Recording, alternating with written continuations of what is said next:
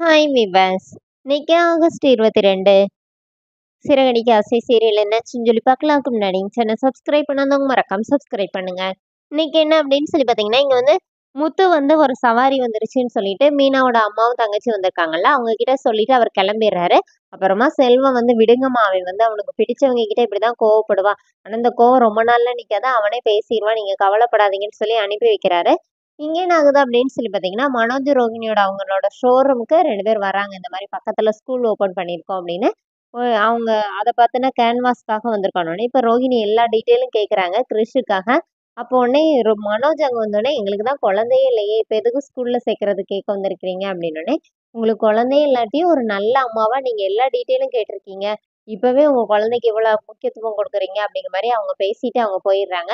இப்போ மனோஜ் என்ன சொல்றாருன்னா, இந்த மாரி அவங்க நமக்கு நீ வந்து கனவுல வர குழந்தையா வருதுன்னு சொன்னல. இப்ப அதுக்கேத்தபடி எல்லாமே நடக்குதுல்ல. என் ஃப்ரெண்ட் வேற ஒரு ஜோசியர் வந்து நல்லா பாப்பாருன்னு சொல்லியிருக்காரு. போலாமான்னோனே, இப்ப ரோகிணி என்ன சொல்றாங்கன்னா, இந்த மாரி இதுக்குன்னா டாக்டர் கிட்ட தான் போணும். ஜோசியர் கிட்ட போக்கூடாது. ஃபர்ஸ்ட்டு கோவாக்கு போக ஏற்பாடு பண்ணலன்னோனே, ஆமால இங்கே ரொம்ப ஸ்ட்ரெஸ்ஸா தான் இருக்கு. அங்க போயினாச்சும் கொஞ்சம் இதா இருக்கலாம். திரும்பி வரும்போது கூட நீ கன்சீவ் ஆகலான்னோனே, இப்ப போய் கஸ்டமர பாரு அப்படின்னு ரோகிணி அனுப்பி விடுறாங்க.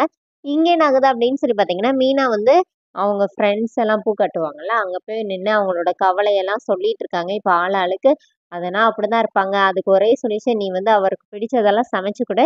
அவர் சரியாயிருவாரு அப்படின்னு சொல்லி ஐடியாலாம் குடுத்து அனுப்பிவிடுறாங்க. இப்ப மீனாவோட அம்மா வேற கால் பண்ணி, மாப்பிள்ளைக்கு இன்னும் கோவமே குறையலல்ல. நாங்க வந்து பார்க்க வந்தோம் அப்படிங்கிற விஷயத்தையும் சொல்றாங்க. இங்க என்ன ஆகுதுன்னா, முத்து வந்து சவாரி எடுத்துட்டு போனவங்க வந்து வண்டியில அழுதுட்டே வராங்க. என்னக்கான்னு கேட்கும்போது, அவங்க என்ன சொல்றாங்கன்னா, இந்த மாரி எங்க அண்ணனுக்கு உடம்பு சரியில்லாம ஹாஸ்பிட்டல்ல இருக்காருப்பா. ரொம்ப வருஷமா என் புருஷனும் அவனும் பேச மாட்டாங்க. ஆனா என்ன தூக்கி வளர்த்ததே எங்க அண்ணன் தான். நாளைக்கு அவருக்கு எதுனாச்சும் ஆயிருச்சுன்னா, கடைசில அவர பார்க்க முடியலையேன்னு எனக்கு ஒரு உறுத்தலா இருக்காதா?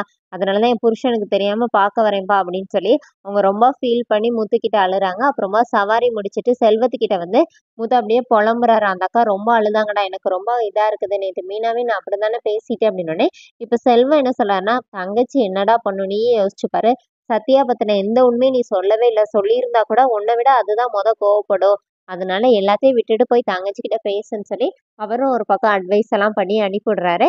இப்போ அதோட என்னோட எபிசோட் எண்ட் பண்ணிட்டாங்க. நாளைக்கு என்னன்னா, முத்து மீனா கிட்ட வந்து, இந்த மாரி நான் இனிமே உன்ன வந்து உன் தம்பிய பார்க்கக்கூடாது, பேசக்கூடாதுன்னுலாம் சொல்ல மாட்டேன். என்ன மன்னிச்சிரு மீனான்னு சொல்லி ஸ்வீட் எல்லாம் வாங்கிட்டு வந்து குடுக்குறாரு. இப்ப இத விஜய் அங்க நின்னு பார்க்குறாங்க.